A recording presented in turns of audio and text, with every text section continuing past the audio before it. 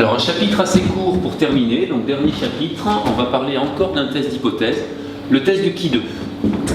Donc ça, c'est un test qui permet de tester l'hypothèse que les valeurs mesurées dans la population sont distribuées selon une certaine loi binomiale, normale, loi de Poisson, qui est décrite dans l'énoncé.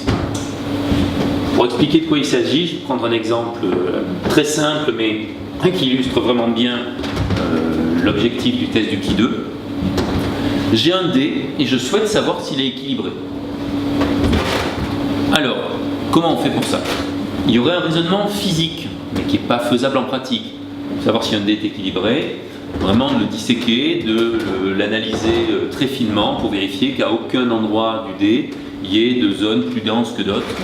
Donc ça pourrait être un raisonnement physique. On mesure, je ne sais pas comment, mais on mesure toutes les parties du dé pour vérifier qu'elles sont bien réparties et que les masses sont réparties de manière vraiment symétrique. Ça, c'est de la physique. Si vous savez faire, tant mieux. Si vous ne savez pas faire, il vous reste les probabilités. Donc, comment on peut faire quand on veut tester si un dé est équilibré? On peut faire des essais, le lancer. Évidemment, si vous le lancez juste un petit nombre de fois, si vous le lancez 6 fois, vous pouvez avoir des dés parfaitement équilibrés qui ne vont pas vous donner 1 une fois, 2 une fois, 3 une fois, 4 une fois, 5 une fois et 6 une fois. On sent bien que pour que notre test ait une certaine validité, il faut le lancer un grand nombre de fois. J'ai pris un exemple, j'ai réellement fait ça. J'ai jeté 100 fois un dé, qui a priori pour moi était équilibré, et j'ai obtenu ces valeurs-là. J'ai obtenu 10 fois le résultat 1, 17 fois le résultat 2, 11 fois le résultat 3, 15 fois le résultat 4, 19 fois le résultat 5, 28 fois le résultat 6. Le dé est-il équilibré? Évidemment, en théorie, combien on aurait dû obtenir de résultats à chaque fois? Toutes les valeurs, si le dé est équilibré, 16,66666 fois chacun des résultats. Donc ça, c'est impossible, tout bêtement. Si on avait obtenu des tirages qui nous donnaient à chaque fois soit 16, soit 17 valeurs, là on aurait dit le dé est parfait. Voilà. Là, on observe quand même certains écarts. On a des valeurs qui sont proches de 16 ou 17, pas très éloignées, deux qui s'en éloignent quand même un peu plus, une qui s'en éloigne franchement, et on a du mal comme ça à décider si ces valeurs, ces mesures-là qu'on obtient, correspondent au hasard, les répartitions, voilà, ce jour-là, on en lançait plus de 6 parce que le hasard a fait que c'était comme ça, ou est-ce que c'est le signe que le dé est déséquilibré? On fait cette hypothèse que le dé est équilibré. Là, on part de l'hypothèse, j'ai pas de raison de penser que le dé que je viens d'acheter chez le marchand ou que le dé qu'un ami a sorti de sa poche est truqué. Je fais l'hypothèse qu'il est équilibré et je me demande si cet écart-là, en particulier, on est quand même assez focalisé sur ce 28, est significatif de quelque chose. Donc de quoi on dispose? Attention aux notations. Je vais noter, on a des résultats qu'on note x1, x2, xn dans les formules du transparent d'après. Donc ici, j'ai un résultat numéro 1, c'est en l'occurrence faire 1 avec le dé. Un résultat numéro 2, c'est faire 2 avec le dé. Et j'ai des effectifs. J'ai fait 10 fois le résultat 1, n1 c'est 10 pour le résultat x1, n2 c'est 17, j'ai fait 17 fois le résultat 2, et ainsi de suite. On peut raisonner en termes d'effectifs ou en termes de fréquence. J'ai fait en sorte dans cet exemple que les calculs tombent juste, donc il y a 100 tirages, dans 10% des cas, 10 fois sur 100, j'ai fait le résultat 1, c'est ma fréquence 1. Dans 17% des cas, le résultat 2, et ainsi de suite. On veut comparer ces données, ces fréquences en particulier, à la loi théorique qui nous dit, pour un dé équilibré en probabilité, chacun des résultats a la probabilité 1/6, ce qui fait donc 0,1667. Je vais parler donc de ces probabilités ou de ce que j'appelle effectifs théoriques, entre guillemets. C'est quoi les effectifs théoriques? C'est la multiplication des probabilités par l'effectif. Donc c'est ce que je disais tout à l'heure. En théorie, on aurait dû avoir, avec un dé équilibré, parfait, avec des résultats parfaits, 16,67 fois chacun des résultats si on tire au dé 100 fois. On sait que c'est parfaitement théorique, ça n'arrivera jamais, mais on veut comparer ça. Est-ce que nos valeurs 0,1, 0,17, 0,11, etc. s'écartent des valeurs 0,1667, ou est-ce que nos effectifs 10, 17, etc. s'écartent des effectifs théoriques 16,67? Et ce qu'on va faire, c'est d'établir une formule unique, un nombre unique, qui, s'il est petit, nous dira qu'il n'y a pas de problème, l'hypothèse, on va l'accepter. S'il est trop grand, va nous amener à refuser l'hypothèse. Donc je réécris l'hypothèse. L'hypothèse, c'est que les probabilités théoriques correspondent aux fréquences mesurées sur l'échantillon. J'aurais pu aussi noter les effectifs théoriques correspondent aux effectifs mesurés. On se fixe un risque. De nouveau, ce risque-là, c'est pas vous qui allez le fixer. En général, dans les exercices, ça sera 5% ou 1%, il vous sera donné. Je parlerai après de ce nombre nu et je passe directement à cette formule. On a une formule, j'explique pas l'origine, mais si vous regardez cette formule-là, qu'est-ce que vous obtenez au numérateur? Vous obtenez l'écart entre les effectifs et les effectifs théoriques ici. Là, vous obtenez l'écart entre les fréquences et les probabilités. Alors, il se trouve que cet écart est élevé au carré et ramené aux valeurs théoriques. Élevé au carré et ramené aux valeurs théoriques. Donc, il faut comprendre ça comme une sorte de moyenne, quelque sorte. Et qui va avoir quel type de... Enfin, quelle valeur? Dans un monde parfait où les dés feraient exactement ce qu'on attend d'eux sans hasard, un dé équilibré, il nous donnerait une fois sur 6 chacun des résultats, ces nombres-là seraient nuls. L'effectif théorique qui est là et l'effectif sur l'échantillon, voilà. Un bon dé bien équilibré, ces valeurs-là seront proches de 0.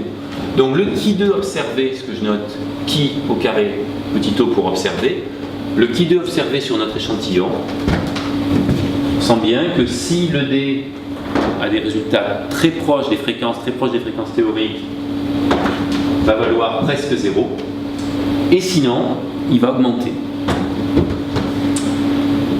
Et on va se fixer une limite. Qu'est-ce qui va nous permettre de fixer une limite? Une table, la dernière des tables dont on va parler, la table de la loi du qui2. Cette table-là, c'est comme la loi de Student, il y a ce qu'on appelle des degrés de liberté qui correspondent à un nombre nu, donc j'en parle maintenant.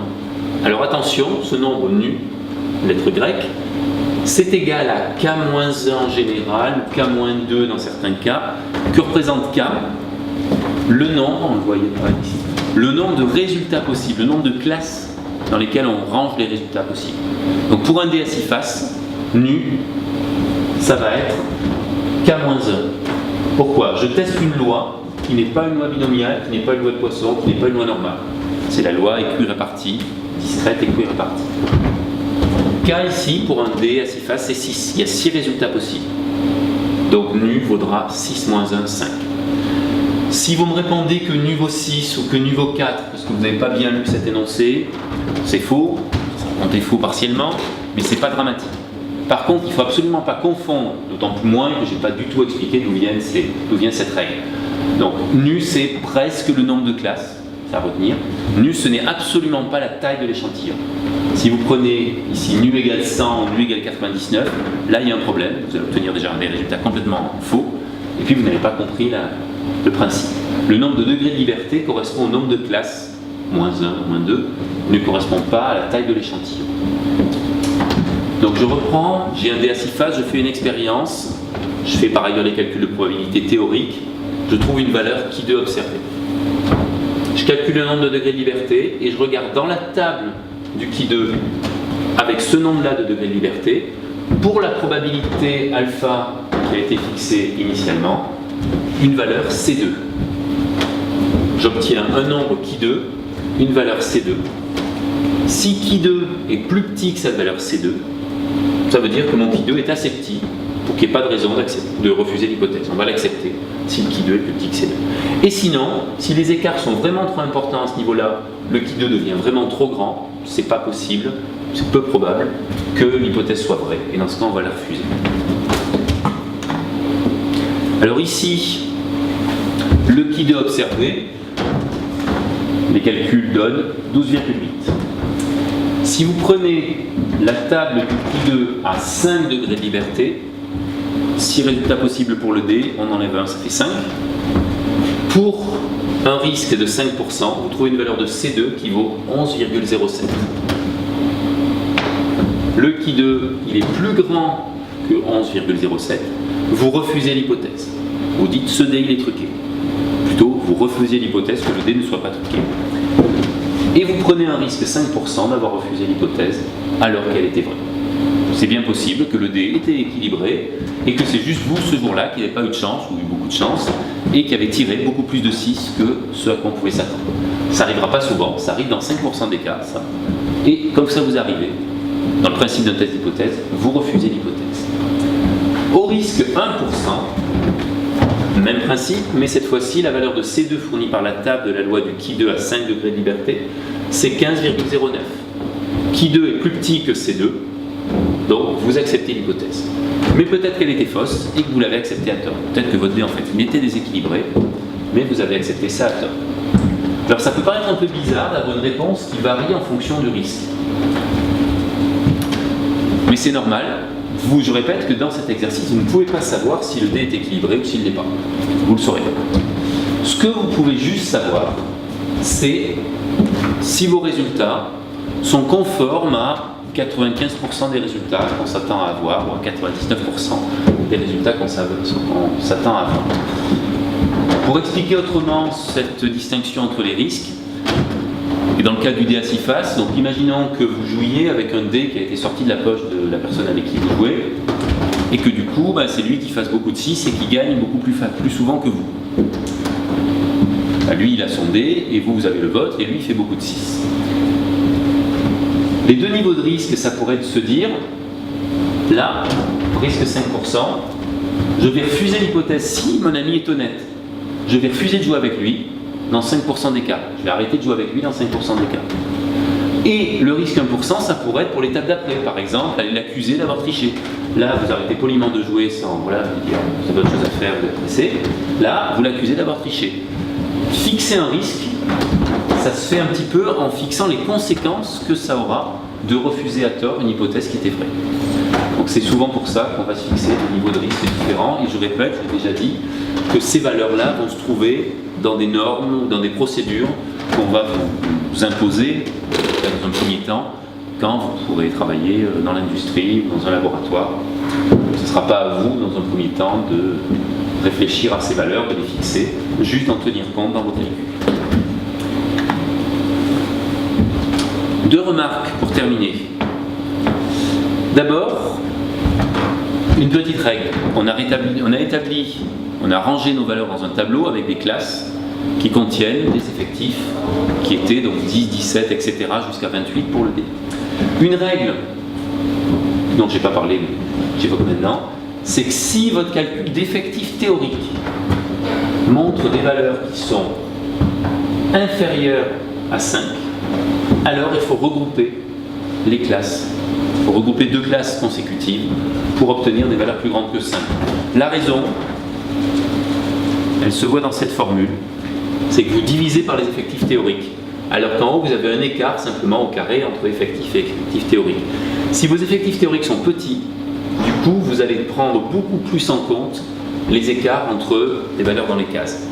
Et donc les fluctuations qui vont de toute façon se produire seront d'autant plus prises en compte que vous êtes dans des classes ou dans des cases peu fréquentes. Donc on veut limiter ce problème et s'interdire d'avoir des classes dont les effectifs sont trop petits. Première règle à retenir. Deuxième règle, je l'ai déjà dit et je le répète, ce n'est pas parce que vous avez accepté une hypothèse que vous avez trouvé la loi de Higgs. Ce n'est pas parce que vous avez accepté une hypothèse qu'elle est vraie. C'est juste que l'hypothèse que vous avez faite, donc que la variable aléatoire suive telle ou telle loi, est compatible avec vos expériences. Vous cherchez la loi, il faut faire de la physique. Vous ne cherchez pas la loi, mais vous voulez simplement avoir quelque chose d'utilisable, de compatible avec l'expérience, vous pouvez faire des statistiques.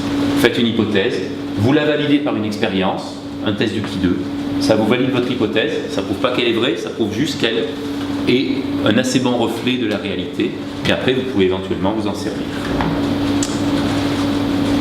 Et on va s'arrêter là, le test d'indépendance, on ne va pas en parler, donc vous l'avez dans le cours si vous souhaitez l'utiliser, le retrouver l'an prochain. Voilà. Et donc là ça termine le cours de statistique.